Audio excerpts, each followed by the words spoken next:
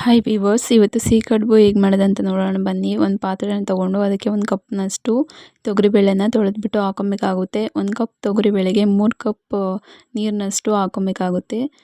ನೀರನ್ನು ಹಾಕ್ಕೊಂಡಿದ್ದಾದಮೇಲೆ ಅದನ್ನು ಬೇಯಿಸ್ಕೊಬೇಕು. ಬೇಯಿಸ್ಕೊಂಡಿದ್ದಾದಮೇಲೆ ಬೆಂದಾದಮೇಲೆ ಅದನ್ನು ಸೋಸ್ಕೊಬೇಕಾಗುತ್ತೆ ನೀರನ್ನೆಲ್ಲ. ನೋಡಿ, ಹೀಗೆ ನೀರನ್ನು ಎಲ್ಲದನ್ನು ಕೂಡ ಸೋಸ್ಕೊಂಡು ನೋಡಿ ಎಲ್ಲದನ್ನು ಕೂಡ ಸೋಸ್ಕೊಬೇಕು. ಸೋಸ್ಕೊಂಡಿದ್ದಾದಮೇಲೆ ನೋಡಿ ಅದಕ್ಕೆ ತೊಗರಿಬೇಳೆನ ಬೇಯಿಸ್ಕೊಬೇಕಾಗುತ್ತೆ. ಬೇಯಿಸ್ಕೊಂಡಿದ್ದಾದಮೇಲೆ ಒಲೆ ಮೇಲೆ ಇಟ್ಕೊಂಡು ಅದನ್ನು ಕುದಿಸ್ಕೊಬೇಕು. 1 ಕಪ್ ತೊಗರಿಬೇಳೆಗೆ 1/4 kgಯಷ್ಟು ಬೆಲ್ಲನ ಹಾಕ್ಕೊಬೇಕಾಗುತ್ತೆ. ಹಾಗೆ ಕೊಬ್ಬರಿನೂ ಕೂಡ ಹಾಕ್ಕೊಂಡು ಅದನ್ನು ಚೆನ್ನಾಗಿ ಮಿಕ್ಸ್ ಮಾಡಿ ಅದನ್ನು ನೀರು ಹಾಕದೇ ಬೇಯಿಸ್ಕೊಬೇಕಾಗುತ್ತೆ. ಬೆಲ್ಲ ಕರಗೋವರೆಗೂ ಬೇಯಿಸ್ಕೊಬೇಕಾಗುತ್ತೆ. ನೋಡಿ ಅದಕ್ಕೆ ಬೇಯಿಸ್ಕೊಬೇಕು. ನೋಡಿ ಅದನ್ನು ಬೇಯಿಸ್ಕೊಂಡಿದ್ದಾದಮೇಲೆ ಒಂದು ಜಾರನ್ನು ತಗೊಂಡು ಅದಕ್ಕೆ ಈಗ ಬೇಯಿಸ್ಕೊಂಡಿರೋದೆಲ್ಲದನ್ನು ಕೂಡ ಹಾಕಿ ಅದನ್ನು ಸಣ್ಣದಾಗಿ ರುಬ್ಕೊಬೇಕಾಗುತ್ತೆ.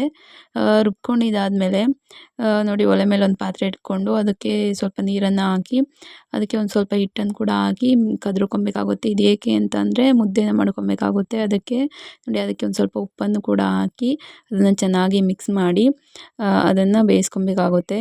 ಹೀಗೆ ಕುದಿ ಬಂದಿದ್ದಾದಮೇಲೆ ಆವಾಗಲೇ ತೋರಿಸಿದಂಥ ಹಿಟ್ಗಳು ಅಕ್ಕಿ ಹಿಟ್ಟು, ಮೈದಾ ಹಿಟ್ಟು, ಗೋಧಿ ಹಿಟ್ಟು ಎಲ್ಲದನ್ನು ಕೂಡ ಹಾಕ್ಕೊಬೇಕಾಗುತ್ತೆ.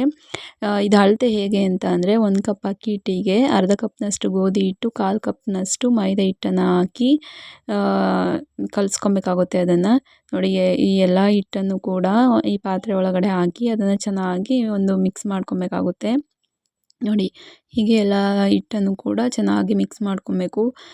ಎಲ್ಲದನ್ನು ಕೂಡ ಚೆನ್ನಾಗಿ ಮಿಕ್ಸ್ ಮಾಡಿಕೊಂಡು ಚೆನ್ನಾಗಿ ಅದನ್ನು ನಾದ್ಕೊಬೇಕು. ನೋಡಿ ಹೀಗೆ ಆದಮೇಲೆ ಒಂದು ಪೇಪರ್ ಮೇಲೆ ಹಾಕಿ ಅದೆಲ್ಲ ಹಿಟ್ಟನ್ನು ಕೂಡ ತೆಗೆದು ಪೇಪರ್ ಮೇಲೆ ಹಾಕ್ಕೊಂಡು ಹೀಗೆ ಚೆನ್ನಾಗಿ ಕೈಯಿಂದ ನಾದ್ಕೊಬೇಕಾಗುತ್ತೆ.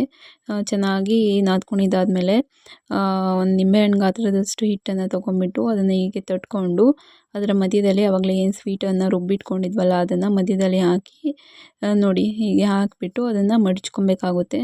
ನೋಡಿ ಹೀಗೆ ಮಡಚ್ಕೊಬೇಕು. ಮಡಚ್ಕೊಂಡಿದ್ದಾದಮೇಲೆ ನೋಡಿ ಹೀಗೆ ನೀಟಾಗಿ ಮಡಚ್ಕೊಬೇಕಾಗುತ್ತೆ. ಮಡಚ್ಕೊಂಡಿದ್ದಾದಮೇಲೆ ಒಲೆ ಮೇಲೆ ಒಂದು ಪಾತ್ರೆ ಇಟ್ಕೊಂಡು ಒಲೆ ಹಚ್ಕೊಂಡು ಒಂದು ಪಾತ್ರೆ ಇಟ್ಕೊಂಡು ಅದಕ್ಕೆ ಸ್ವಲ್ಪ ನೀರನ್ನು ಹಾಕಿ ನೀರು ಕಾದಿದ್ದಾದಮೇಲೆ ನೋಡಿ ಅದ್ರ ಮೇಲೆ ಒಂದು ಪಾತ್ರೆನ ಇಟ್ಕೊಂಡ್ಬಿಟ್ಟು ಸೇಮ್ ಇಡ್ಲಿಗೆ ಹೇಗೆ ಬೇಯಿಸ್ಕೊಳಕ್ಕೆ ಇಟ್ಕೊತೀವೋ ಆ ಥರ ಒಂದು ಪಾತ್ರೆ ಇಟ್ಕೊಂಡ್ಬಿಟ್ಟು ಅದ್ರ ಮೇಲೆ ಆವಾಗಲೇ ತೊಟ್ಕೊಂಡಿದ್ದೆಲ್ಲದನ್ನು ಹಾಕಿ ಬೇಯಿಸ್ಕೊಬೇಕಾಗುತ್ತೆ. 10 ನಿಮಿಷ ಬೇಯಿಸ್ಕೊಬೇಕು. ನೋಡಿ ಹೀಗೆ ಆಗಿರುತ್ತೆ. ಓಕೆ ಫ್ರೆಂಡ್ಸ್, ಪ್ಲೀಸ್ ಲೈಕ್ ಮಾಡಿ, ಶೇರ್ ಮಾಡಿ, ಹಾಗೆ ಸಬ್ಸ್ಕ್ರೈಬ್ ಮಾಡಿ. Thank you.